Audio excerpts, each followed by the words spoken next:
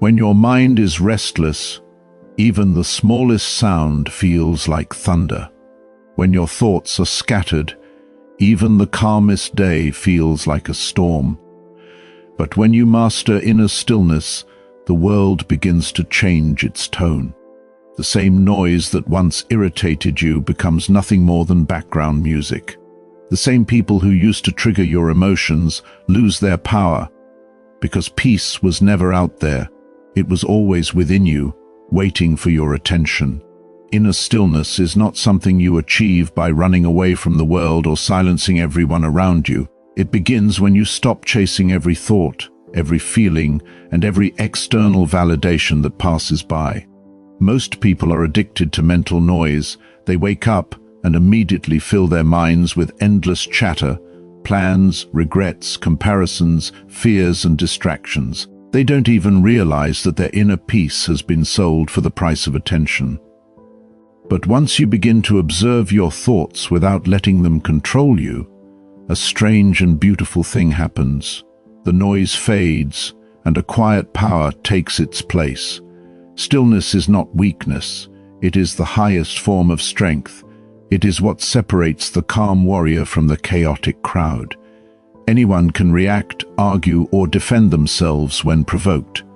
But it takes a deeply centered soul to stand in silence, unshaken, while the world tries to provoke it. True stillness is not the absence of feeling, it's the mastery of it.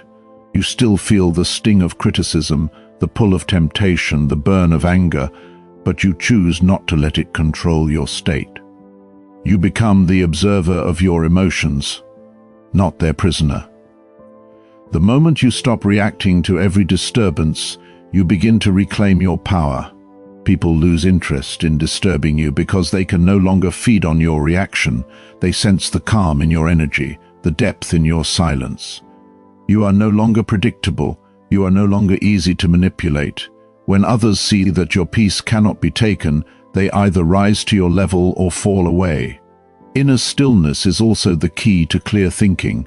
A noisy mind cannot see truth. It overreacts, assumes, judges, and fears. But a still mind perceives everything as it is. It responds rather than reacts. It listens rather than assumes. It moves with precision rather than haste. The greatest decisions are made not in chaos but in quiet clarity. When you are still inside, you begin to hear the voice of wisdom, the quiet whisper that guides you toward what is right, not what is easy. Stillness also protects your energy. In a noisy world filled with distractions and demands, your attention is your most sacred currency.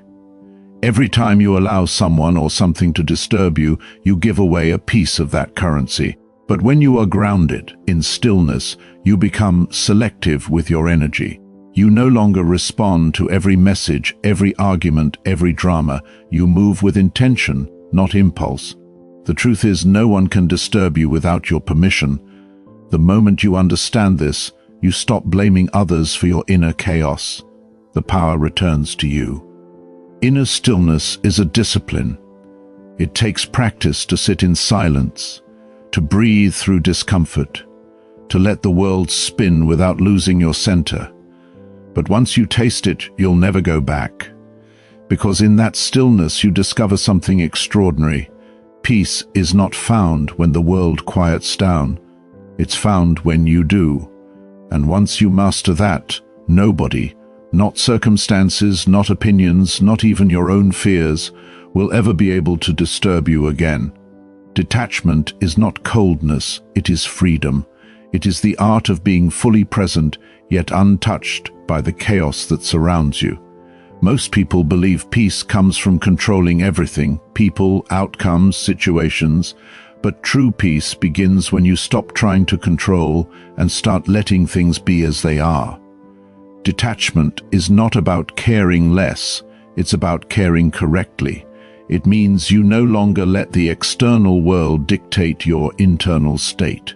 You stop being a puppet of other people's moods, opinions, or expectations. When you are attached, you suffer at every change.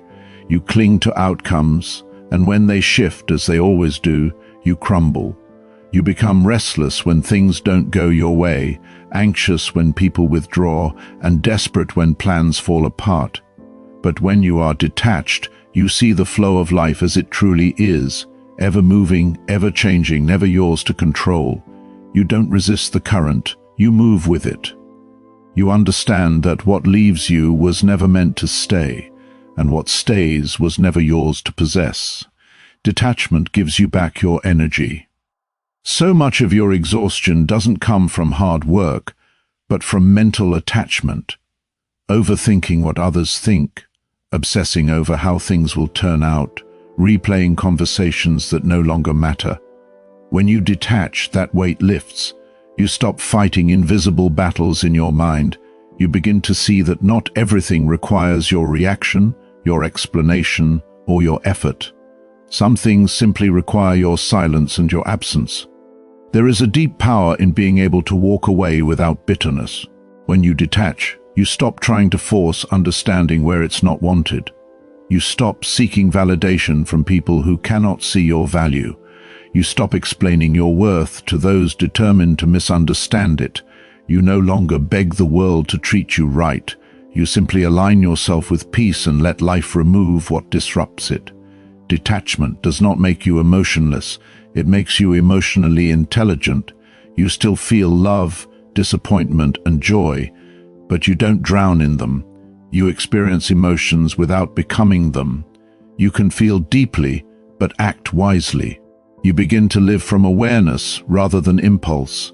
That's why detached people seem mysterious. They are not easily moved by provocation, and that calm unsettles others. But that calm is your shield. It's what keeps your spirit untouchable in a world that feeds on reaction. You begin to realize that when you detach from control, life starts to align naturally. You attract peace because you stop chasing chaos. You attract strength because you no longer give your power away. Detachment is not laziness, it's mastery. It's choosing where your energy goes and refusing to waste it on what no longer nourishes your soul. So if you want no one to disturb you again, learn the art of detachment. Don't try to change others, change your relationship with what disturbs you. Don't try to control every outcome, control your response to it. When you stop clinging, the noise loses its grip, and when you detach from everything external, what remains is something eternal, your own unshakable peace. Boundaries are not walls, they are doors that you choose when to open and when to close. They are the invisible lines that protect your energy, your peace, and your purpose. People often think that setting boundaries makes them selfish or unkind, but the truth is the opposite. Without boundaries, you lose yourself trying to please everyone else. You become exhausted, resentful, and scattered because you keep giving from an empty cup. Boundaries are not about pushing people away, they are about keeping your soul intact while staying connected to the world. When you don't have boundaries, anyone can walk into your life and rearrange your peace. You become easily influenced, easily drained, and easily manipulated. You say yes when you want to say no. You allow conversations that steal your calm, arguments that serve no purpose, and relationships that feed on your energy instead of nurturing it. Life begins to feel like a storm you can't control, but when you create boundaries, you take control of your inner weather. You decide who gets access to your energy, and suddenly, everything starts to shift. Setting boundaries is not about being rude. It's about being responsible for your own well-being. It means knowing where your limits are and honoring them, even if others don't. It means saying no without guilt, walking away without explanation, and choosing silence when your peace is more valuable than proving a point. People who truly respect you will never be offended by your boundaries. Those who are, only benefited from your lack of them. Boundaries teach others how to treat you, but more importantly, they teach you how to treat yourself. Every time you honor your limits, you tell yourself that your peace matters. You stop seeking approval and start seeking alignment. You stop trying to be everything for everyone and start being true to yourself. That shift creates a magnetic calm. People begin to sense it. Those who thrive on drama find no doorway into your energy, and those who come with good intentions naturally align with your frequency. Without boundaries, life becomes noisy. You carry problems that aren't yours, absorb emotions that don't belong to you, and fight battles you were never meant to fight. But with boundaries, you begin to see clearly what is yours and what is not. You stop reacting to every disturbance. You learn to observe, to let go, to protect your stillness. Boundaries are also a form of love, self-love. Because when you guard your energy, you show yourself that you are worthy of peace. You stop waiting for others to respect you. You begin by respecting yourself. You learn that protecting your mental space is not a rejection of others.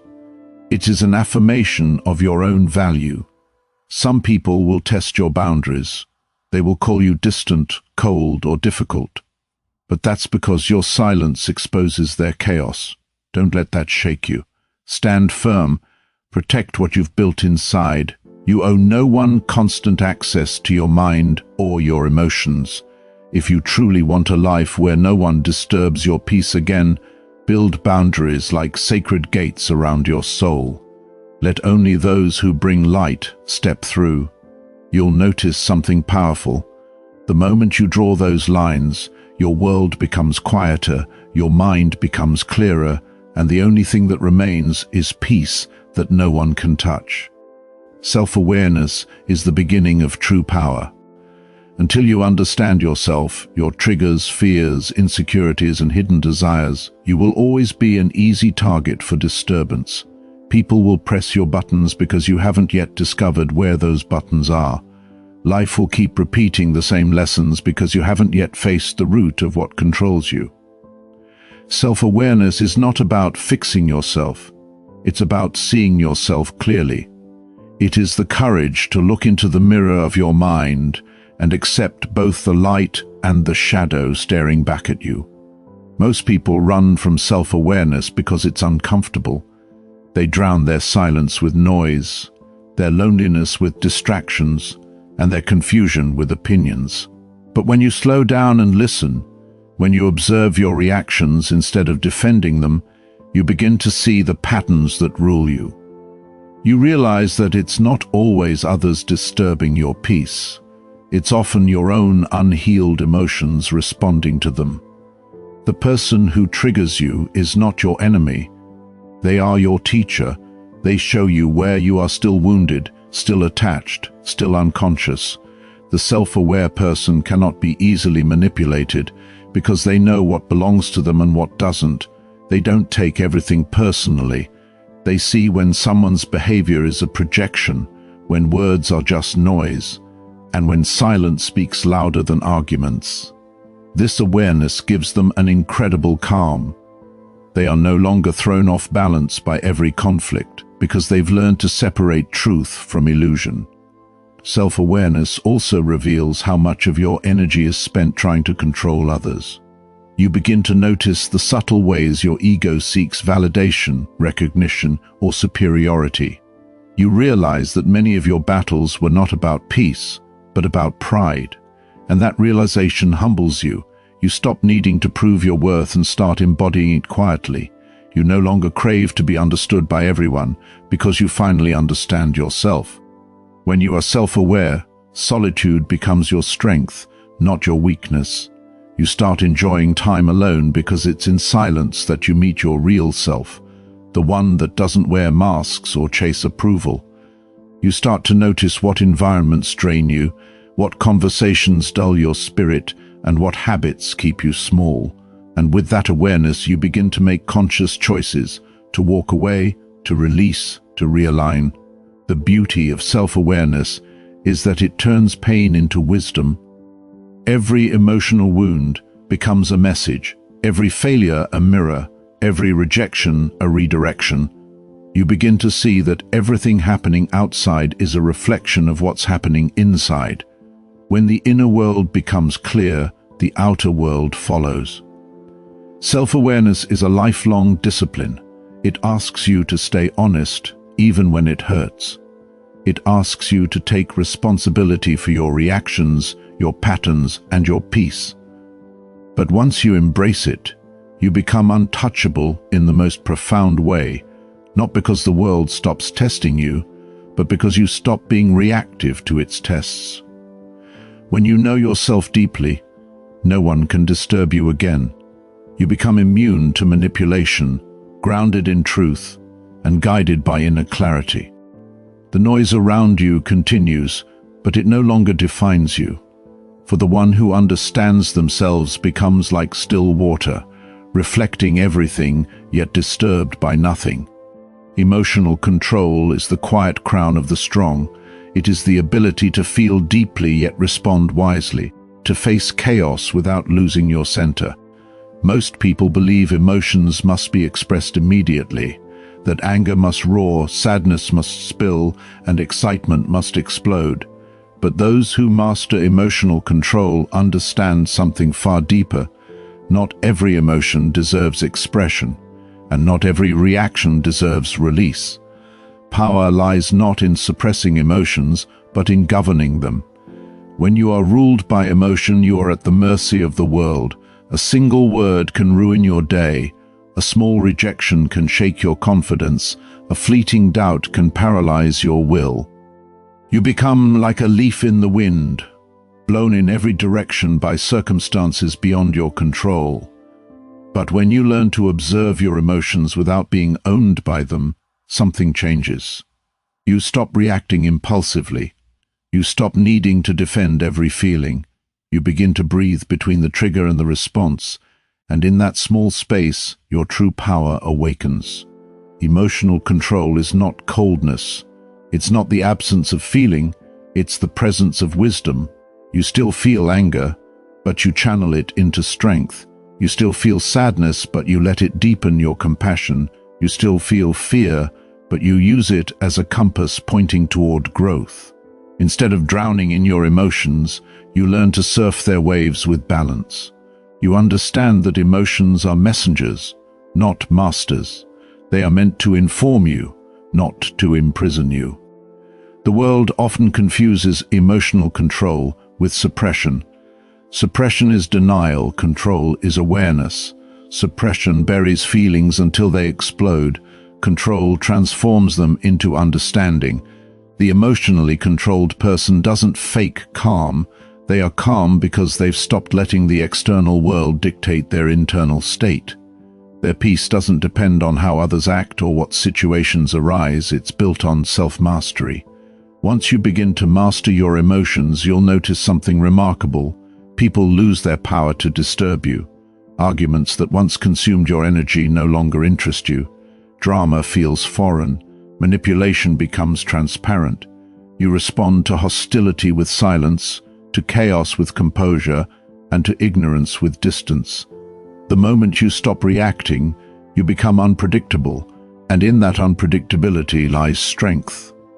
Emotional control also sharpens your mind.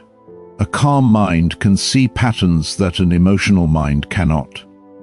It allows you to make decisions based on clarity, not impulse. It allows you to protect relationships that matter and walk away from those that don't, without bitterness or regret.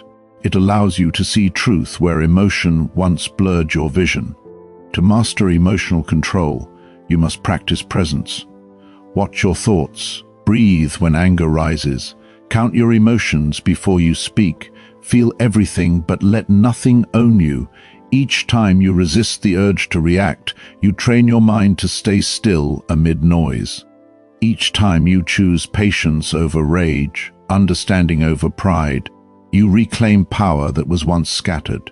The emotionally undisciplined are slaves to the world, the emotionally mastered are free from it. When you no longer allow others to dictate how you feel, you take back the keys to your peace. And when your emotions serve you instead of rule you, no insult, betrayal, or chaos can shake you again. You become untouchable, not because life stops testing you, but because you've learned to stay calm while the storm passes. Silence is not emptiness, it is pure presence. It is the state where the mind retreats from noise and the soul begins to speak. In a world that constantly shouts, the ability to remain silent is a superpower. Most people fear silence because it forces them to confront what they've been avoiding, their thoughts, their wounds, their truth. But those who embrace silence discover something profound. Disturbance cannot exist where the mind is still. Silence is not weakness, it is mastery.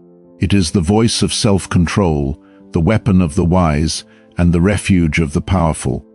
When you speak less, you hear more. You begin to notice things others miss, the tension behind words, the intention behind actions, the emotions hiding between lines. You start to sense energy, not just listen to sound. You realize that most conflicts grow not from truth, but from the need to be right, and that most arguments can be ended simply by refusing to feed them. Silence protects your energy from being scattered in meaningless conversations. It keeps your mind sharp and your emotions steady. When you are silent, you stop revealing your weaknesses. You stop explaining yourself to those committed to misunderstanding you. You stop reacting to every provocation. People who seek to disturb you thrive on reaction. When you give them silence, they are left powerless. Your calm unsettles them because it cannot be controlled. Silence is not passive, it's active awareness. It's the choice to protect your peace rather than defend your ego. Through silence, you begin to understand timing, the art of when to speak and when to hold back. Not every truth needs to be said. Not every thought needs to be shared. Not every emotion deserves an audience. There is power in restraint. The loud often expose their intentions, the silent move unseen. You become untouchable not because you hide, but because you choose when to reveal. Silence also deepens your relationship with yourself. In quiet moments, you see your inner patterns clearly. You hear your intuition whispering directions, the noisy world drowned out. You start to recognize how much energy you once wasted, trying to prove, defend, and explain. The more you sit in silence, the more you realize that real strength is not shown through words, but through the calmness you carry. When silence becomes your habit, peace becomes your natural state. You no longer feel the urge to respond to every challenge or justify your worth. You simply know who you are, and that knowing is louder than any defense. The world may provoke, but your silence speaks volumes. It says, "You cannot reach me anymore." In silence, you stop chasing validation. You stop fighting battles that don't deserve your presence. You start to choose your words like a sculptor chooses strokes, precise, intentional, and powerful. Each moment of silence builds discipline. Each pause sharpens wisdom. So, if you want to reach a point where no one can disturb you again, learn to sit in silence without fear. Let it cleanse your mind, purify your emotions, and reveal your truth. The one who can stay silent in the midst of noise, who can observe without reacting, has already won the battle that most people are still fighting within. Silence isn't emptiness. It's full of strength, understanding, and peace. Self-respect is the invisible armor that shields you from disturbance. It's the quiet understanding of your own worth, the inner command that says, "I will not be treated less than I deserve." When you possess self-respect, you no longer chase attention, validation, or acceptance. You no longer beg for understanding or lower your standards just to be liked.